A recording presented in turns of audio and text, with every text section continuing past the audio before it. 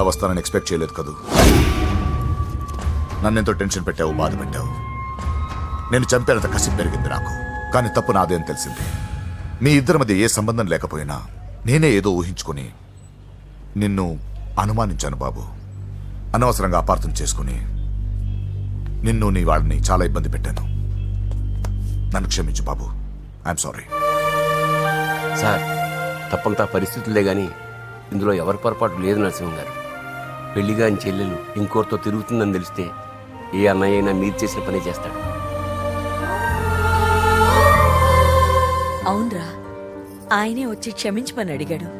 నీ చెల్లెలు పెళ్లి సమస్య కూడా ఆయన సెటిల్ చేశాడ్రా. ఇకనైనా ఆయన చెల్లెలు ఆయనతో పంపించారా? సారీరా, మమ్మల్ని ఏం చేసినా పర్లేదు, కానీ మీ ఫ్యామిలీని ఏం చేస్తారని భయపడి నిజం చెప్పాల్సి వచ్చిందిరా.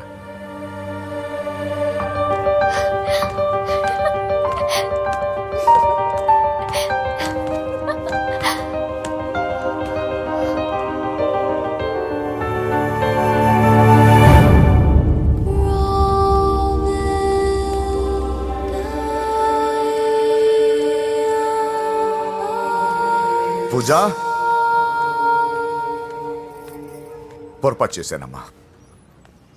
ఏ తప్పు జరగలేదని నువ్వు ఎన్నిసార్లు చెప్పినా నేనే అర్థం చేసుకోకుండా మూర్ఖుడిలా ప్రవర్తించాను. I'm sorry. I'm very very sorry. ఇందులో మా తప్పు కూడా ఉందమ్మా. మీ ఇద్దరి మధ్య లేనిపోని ఊహించుకుని సగం సమస్యలు మేమే తెచ్చిపెట్టుకున్నాం.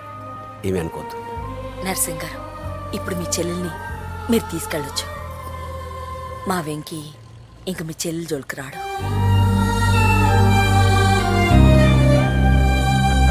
పద.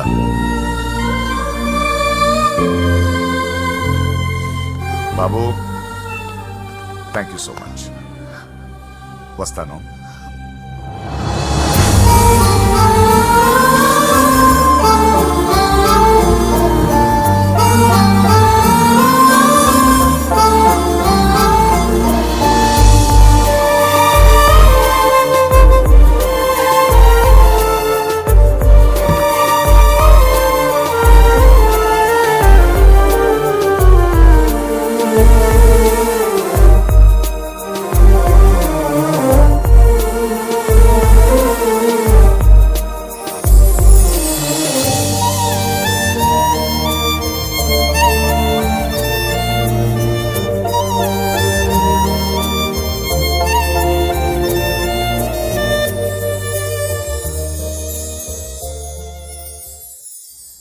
ఎరా, పూజకి నీ ప్రేమ విషయం చెప్పావా?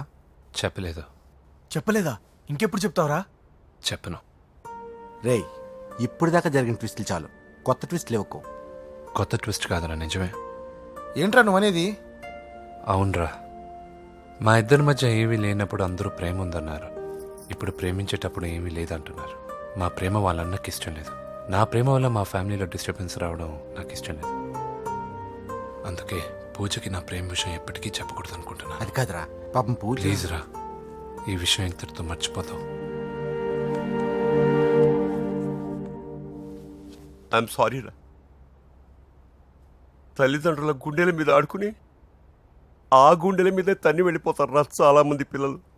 కానీ నువ్వు మా గౌరవాన్ని కాపాడడం కోసం నీ ప్రేమని గుండెల్లోనే చంపేసుకున్నావు రా. నాన్న, ప్లీజ్ నాన్న, మీరు ఒరే, బాధపడకండి. నీ వల్ల మాకు ప్రాబ్లం రాలేదురా, మా వల్లే నీకు ప్రాబ్లం వచ్చింది. ఒరే, మేమిద్దరం వెళ్ళి వాళ్ళ అన్నయ్యతో మాట్లాడి మీ ఇద్దరిని కలుపుతాంరా. వద్దమ్మా, ప్లీజ్. మేమిద్దరం ఒకటవడం వల్ల ఈ రెండు కుటుంబాలకి మనశ్శాంతి ఉండదంటే ఇలాంటి ప్రేమ నాకొద్దు. వెంకీ, నాకు బాధగా లేదు నాన్న, మీరందరూ ఉన్నారుగా. రే బంగారం, మా ఆవిడ ఒకసారి బాక్సింగ్ పోటీలు కర్నూలు వెళ్తే అక్కడ ఓబుల్ రెడ్డి దగ్గర నుంచి ఒక అమ్మాయిని కాపాడాడు. అమ్మాయితో మావాడు ప్రేమలో పడ్డాడు సార్. ఆ ఫ్యాషనిస్ట్ తప్పించుకోవడానికి మీటికి వచ్చాను సార్. ఈ కథ ఎక్కడో విన్నట్టుంది. ఇప్పుడే చెప్పాడు కదా సార్.